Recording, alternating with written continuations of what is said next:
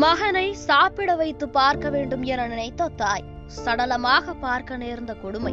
ராஜீவ்காந்தி கொலை வழக்கில் கைதான சாந்தன் 32 ஆண்டுகால சிறை வாழ்க்கையும் சிதைந்து போன கனவுகளும். என்ன நடந்தது இந்த வீடியோவில் பார்க்கலாம். இந்திய பிரதமர் ராஜீவ்காந்தி சென்னைக்கு அருகே உள்ள ஸ்ரீபெரும்புதூரில் தேர்தல் பிரச்சாரத்திற்காக வந்தபோது கடந்த 1991 ஆண்டு மே மாதம் 21ஆம் தேதி மனித வெடிகுண்டு தாக்குதல் மூலம் கொல்லப்பட்டார்.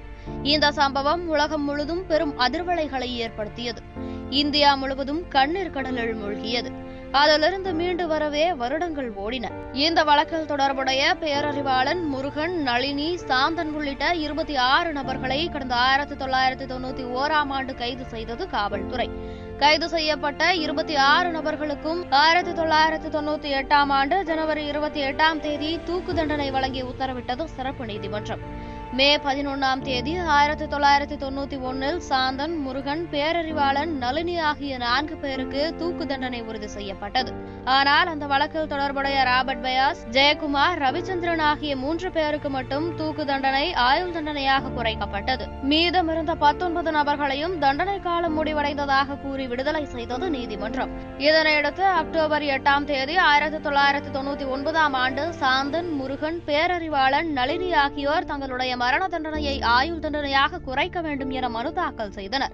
ஆனால் அந்த மனுவை தள்ளுபடி செய்து உத்தரவிட்டது உச்சநீதிமன்றம். இலங்கையை பூர்வீகமாக கொண்ட சாந்தன் கடந்த 2016ஆம் ஆண்டு மத்திய உள்துறை அமைச்சர் ராஜ்நாத் சிங்கிற்கு கடிதம் ஒன்றை எழுதினார். தாம் ராஜீவ்காந்தியை கொலை செய்யும் திட்டத்தோடு இந்தியாவிற்கு வரவில்லை என்றும் ஆஸ்திரேலியாவிற்கு செல்லும் நோக்கத்தில்தான் தமிழகம் வந்தேன். அந்த காலகட்டத்தில் இலங்கை தமிழர்கள் பலரும் கொழும்பு வழியாக செல்லாமல் இந்தியா வந்துதான் வெளிநாடுகள் செல்வதை வழக்கமாக கொண்டிருந்தனர். இப்படித்தான் நானும் வந்தேன். இலங்கையில் என் மீது குற்ற வழக்குகள் எதுவும் இல்லை என அதிகாரிகளால் சான்றளிக்கப்பட்ட பிறகுதான் இந்தியா வந்தேன். சர்வதேச அளவில் பிரபலமான ஒரு தலைவரை கொல்ல வரும் யாராவது தன்னை பற்றிய உண்மையான தகவல்கள் அடங்கிய பாஸ்போர்ட்டை கொண்டு வருவார்களா என கடிதத்தில் குறிப்பிட்டிருந்தார். இந்த நிலையில் 1991ஆம் ஆண்டு ஜூலை 22ஆம் தேதி கைது செய்யப்பட்ட சாந்தன் ஏறக்குறைய 32 ஆண்டுகால சிறை தண்டனையை அனுபவித்து வந்துள்ளார். இதனைத் தொடர்ந்து கடந்த 2022ஆம் ஆண்டு நவம்பர் மாதம் 11ஆம் தேதி ராஜீவ்காந்தி கொலை வழக்கில் சிறை தண்டனை அனுபவித்து வந்த அனைவரும் உச்சநீதிமன்றத்தால் விடுதலை செய்யப்பட்டனர். அப்போது ஆயுள் தண்டனை விதிக்கப்பட்ட சாந்தனும் விடுதலை செய்யப்பட்டார். விடுதலை செய்யப்பட்ட சாந்தன் இலங்கை தமிழர் என்பதால் திருச்சியில் உள்ள சிறப்பு முகாமில் தங்க வைக்கப்பட்டிருந்தார். முகாமில் இருந்தபோது அவருடைய புகைப்படங்கள் வைரலாகின.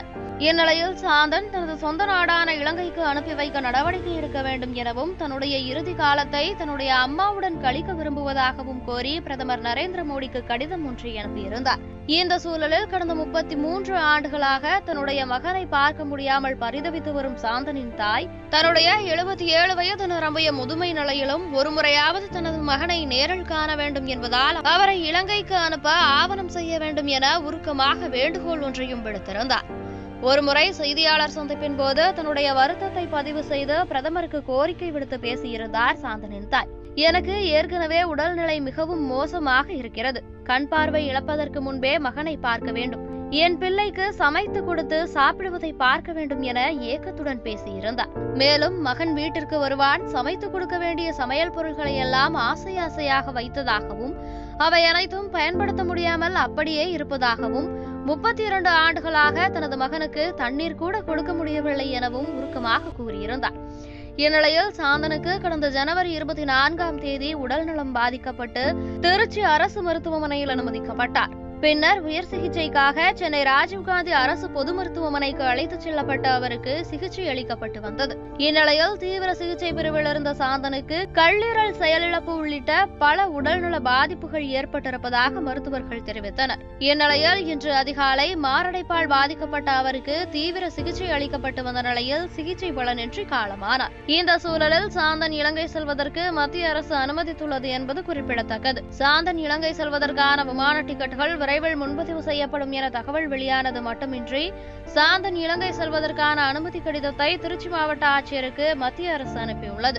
இலங்கை தூதரக அதிகாரிகளிடம் அனுமதி பெற்ற பிறகு சாந்தன் இலங்கைக்கு அனுப்பி வைக்கப்படுவார் என எதிர்பார்த்து காத்திருந்த நிலையில் ராஜீவ்காந்தி மருத்துவமனையில் சிகிச்சை பெற்று வரும் சாந்தனின் உடல்நிலையில் பின்னடைவு ஏற்பட்டுள்ளதாகவும் அவர் கோமா நிலைக்கு சென்றதாகவும் தகவல் வெளியாகிய சிறிது நேரத்தில் காலமானார் என்ற செய்தியும் வெளியானது. இந்நிலையில் சாந்தனின் உடல் அவருடைய பூர்வீகமான இலங்கை யாழ்ப்பாணத்துக்கு கொண்டு செல்ல உள்ளதாகவும் தகவல் வெளியாகியுள்ளது. சிறையிலிருந்து விடுதலையாகியும் தாய் நாடான இலங்கைக்கு செல்ல முடியாமல் தமிழகத்தில் உயிர் பிரிந்தது சோகத்தை ஏற்படுத்தியுள்ளது.